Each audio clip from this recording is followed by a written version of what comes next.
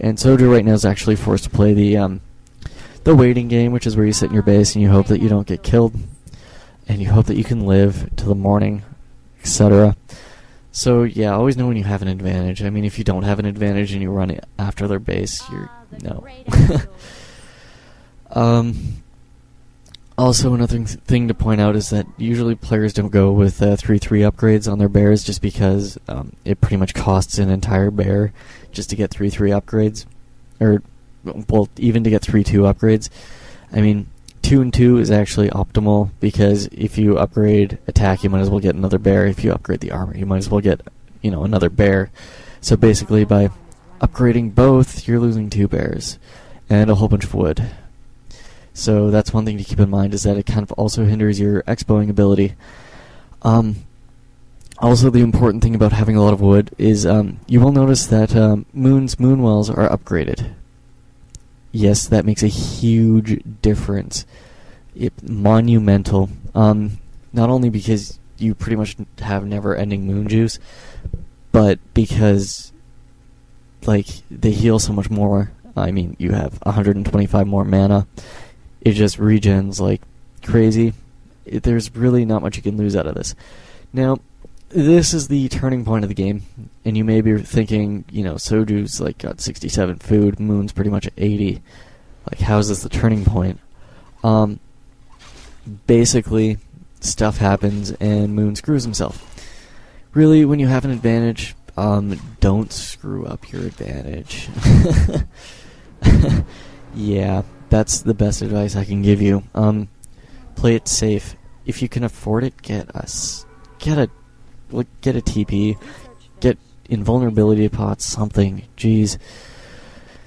I mean, it's kind of funny what happens, actually, because the game pretty much changes entirely. One other thing to also get as a Night Elf in Night Elf Mirror, or in anything really, is get the little upgrade that upgrades your armor. Just because if you're out of your base, and they know you're out of your base because they can see you with a ward or a scout wisp or something, and they're near your base, they can run in and beat down your tree. And 5 more armor is super helpful. Just does a lot more. It has a lot more resistance to whatever they're gonna do to you. Wow, my voice is really going. More water before the battle starts. Yummy. Okay, so you will notice that both of them do have, regular druid-formed Druids of the Claw. Right now, really, they both have pretty good positioning. JK, they've actually... Moon's got horrible positioning. I mean, like, 4 of his bears aren't doing damage, at least. Nope, 5 of his bears aren't doing damage. I mean, his dryads really, sure they are doing damage, but if you have a whole bunch of bears doing nothing, try and drag them out a little bit. This is why speed scrolls are awesome. JK, Elf doesn't have speed scrolls. Really, you don't want to autocast Abolish.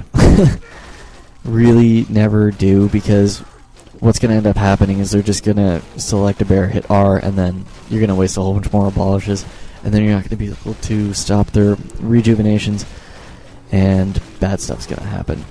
So, I didn't really commentate on this, but you really have to watch your heroes in battles. One thing that you will always have to do is that in a battle, if just make sure that your heroes can move. If your heroes can't move, they're going to die. Because obviously, not only can they not move, but they're not doing any damage. Well, if you've got them positioned, like... Okay, if they're not moving in between your units, they're really not doing anything. If you've got them, like, in between their units, and you're not moving, they get a free hero kill, or they make you waste a whole bunch of items and stuff. So that's one thing to keep in mind, is just make sure you can move your hero. So, as you can see, we're just I don't know why I say that, but Soju's kind of making an offensive, obviously because the Demon Hunter's not there, but also because when you uproot your tree and you're running and you know they don't have an expo, obviously they're going to also be uprooting their tree unless they're really bad. So if you can stall them from rooting their tree and getting a whole bunch of gold, that's just the bee's knees.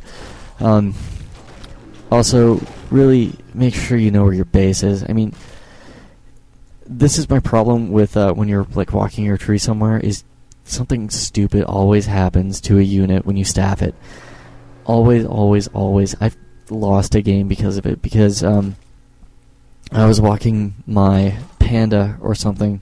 I don't know, it was some important hero that was like level 6. It was really low. I made this really nice TP with the double click, and it turns out there was a little battle right next to my expo anyways, or my walking tree, and it died.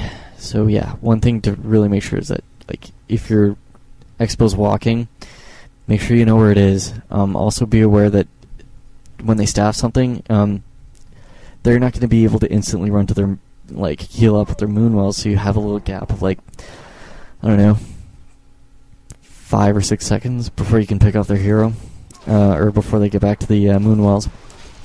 So yeah, as you can see, getting the first mana burn off on the Demon Hunter, I mean, Moon doesn't even have any more mana left on his Demon Hunter, so even if he hit level 6, he could still really, really lose. But Soju, with the, the pro that he is, still has a bit of mana left, so he's able to actually do a bit of damage to heroes. And really, this is why I hate Dryads. They're such a pain in the ass. And really, this is when you kind of rely on your staff. And this kind of sucks for Moon. Obviously, you know where you're staffing stuff and know where people are running to. Of course, he was kind of screwed. If anything, I would have just kept him in the middle and just do as much damage to their heroes as possible until it was safe to retreat to my Moonwells. But yeah, Soju's Moonwells are upgraded now. It really doesn't make that much of a difference. Oh no, they're both upgraded when it's daytime, and you'll never, like, use them again. So this is pretty groundbreaking right here. Is Soju's gonna hit level 6 with 1 unit kill. And basically, really what you do is you run in and you kind of suicide stuff until you can get that 1 kill, and then it's over. There's really not much else to it. Doesn't matter if they have a 60 food army. It's over. So check it out. He goes for the bear kill, which is really aggressive. He should just go for that Dryad. He did hit level 6 though anyways, so it's cool. But yeah, check it out. 26 food with a level 6 hero against 43 food, and Moon is running. Obviously chaos splash damage, with like 7 armor and 800 HP, you're really not going to do anything to him. I mean, all you're going to do is just make him angry if you attack him. So really, when you hit level 6, just make sure that they don't hit level 6 as well. And then just, constantly use the mana burn. Really, really nice move as he staffs his hero back. That, once again, knowing where your tree is super smart. You'll notice he gets, like, an almost Dryad kill, which is sweet. Oh, I think he does get a Dryad kill. Kill that Dryad. The one with, like, 16 HP. Oh, the rejuve. Nice. Okay, so really, when you have this kind of advantage, don't squander it. Go a little bit on the aggressive. I mean, obviously, you can't go too much on the aggressive, otherwise they'll get level 6 too. But if you keep the mana burn going off, that's sweet. Also, one thing that you really want to go for, once again, the first mana burn, it makes a super huge difference. Notice that Soju has 0 mana, and now Moon can do all the mana burns he wants to whatever hero he wants and negate any forked lightnings. It's really important to get that off and just kind of focus on that. But yeah, that was like the main point of this whole audio. Mana burn first and you win. JK, no, one thing that you really want to do is actually focus on their gold mine, not only because it wastes like 2 minutes of their time. Really smart move is he staffed the bear and then he staffed his hero. That was just smart. Anyways, if you get the gold mine, not only does it have 5 armor, and I don't think it's affected by the Nature's Blessing upgrade, but you also get the whole gold advantage thing, which means you can actually pump bears and they can't. And especially at this point in the game, when bears are actually super important because then you can heal your hero, it makes a huge difference. Huge, huge, huge. Actually, every part of Elf Mirror games are important, but, at this point,